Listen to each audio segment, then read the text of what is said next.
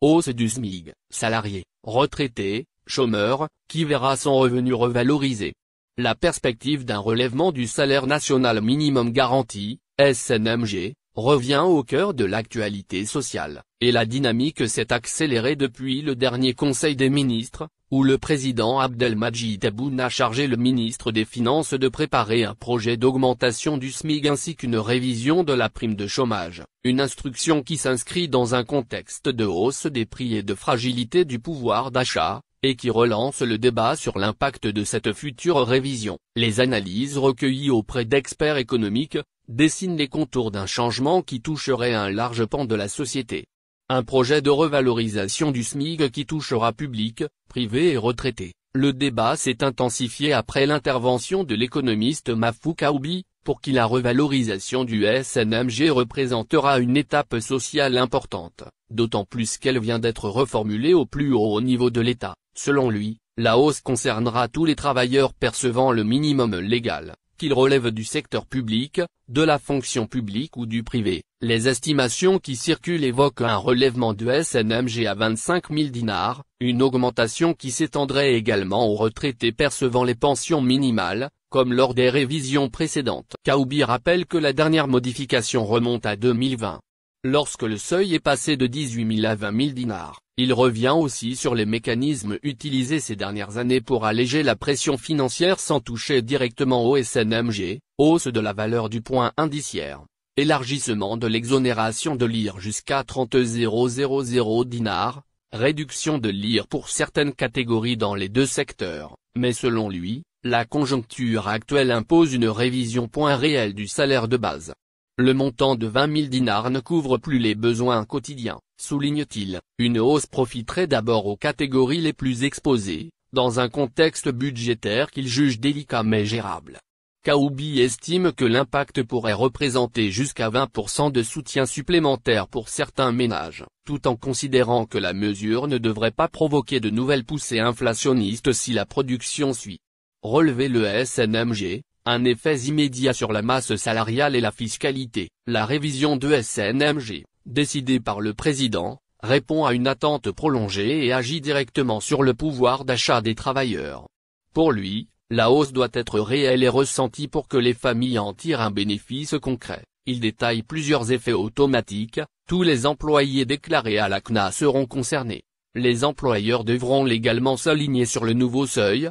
La limite d'exonération fiscale pourrait être relevée, car l'IR ne s'applique actuellement qu'au-dessus de 30 000 dinars. Il précise aussi que si le salaire minimum révisé reste sous la barre des 30 000 dinars, il sera exempté d'IR, ce qui permettra aux travailleurs de toucher la hausse sans retenue. La réussite du dispositif dépendra du respect strict de la loi par les entreprises privées. Le texte est clair, aucune rémunération ne doit être inférieure au SNMG. Un salaire minimum qui a changé au rythme des évolutions sociales. L'histoire du SNMG accompagne les mutations économiques du pays depuis plus de 30 ans. Plusieurs paliers marquants reviennent.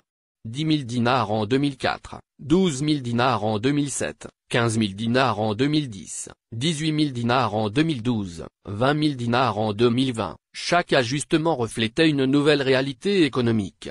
Le prochain, s'il est entériné après la décision présidentielle récente, s'inscrira dans le même mouvement, renforcer le pouvoir d'achat et ajuster la structure salariale au coût de la vie. L'éventuelle révision de SNMG ouvre un débat plus large sur la fiscalité, la capacité des entreprises à s'adapter et la dynamique inflationniste. Ainsi, dans un pays où une frange importante des salariés vit au seuil du minimum garanti, la décision attendue aura un impact immédiat et collectif, bien au-delà des chiffres.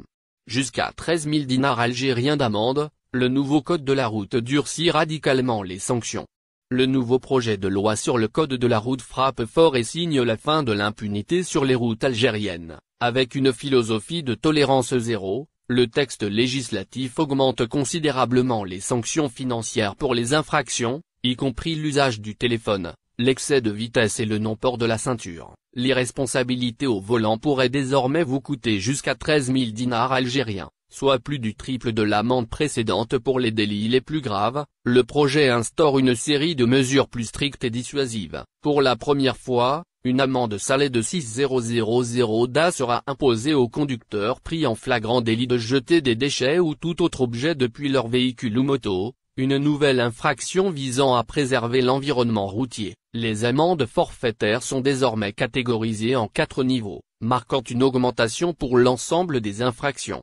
Amende de 6 000 dinars pour jet de déchets, la nouvelle infraction du code de la route algérien. Les infractions de premier degré 4 000 dinars algériens sanctionnent notamment le non-port de la ceinture de sécurité par les passagers, les infractions des piétons aux règles de circulation et le non-respect des dispositions relatives à la présentation des documents du véhicule, permis, certificat professionnel. Les amendes forfaitaires sont désormais catégorisées en 4 niveaux, marquant une augmentation pour l'ensemble des infractions. Amende de 6 000 dinars pour jet de déchets, la nouvelle infraction du code de la route algérien. Les infractions de premier degré 4 000 dinars sanctionnent notamment le non-port de la ceinture de sécurité par les passagers, les infractions des piétons aux règles de circulation et le non-respect des dispositions relatives à la présentation des documents du véhicule permis, certificat professionnel. Les infractions de deuxième degré 6 000 dinars algériens marquent l'introduction de l'amende pour le jet de déchets ou d'objets depuis un véhicule ou moto. Elle couvre également le stationnement ou l'arrêt abusif entravant la circulation, le dépassement de la vitesse autorisée de moins de 10%, et la circulation sur les terre-pleins centraux, pistes ou trottoirs. Par ailleurs, les infractions de troisième degré 9 000 dinars concernent, entre autres, le non-respect de l'obligation du port de la ceinture de sécurité par le conducteur ou son port non conforme, le dépassement de la vitesse autorisée entre 10% et 20%, la circulation ou l'arrêt sans nécessité sur la bande d'arrêt d'urgence,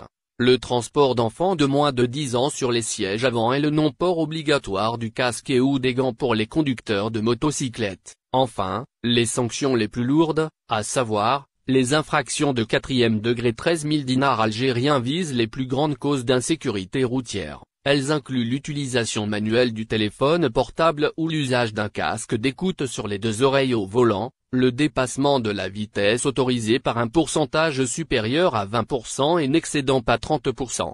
Le non-respect de la distance légale entre 2 véhicules, le franchissement d'une ligne continue, et le non-respect des signaux d'arrêt absolu, stop, feu rouge. Avec ces nouvelles grilles, les autorités affichent une fermeté sans précédent pour lutter contre l'insécurité routière. Les infractions les plus dangereuses verront leur amende passer de 4 000 à 13 000 dinars, soulignant la détermination du gouvernement à endiguer le fléau des accidents de la route.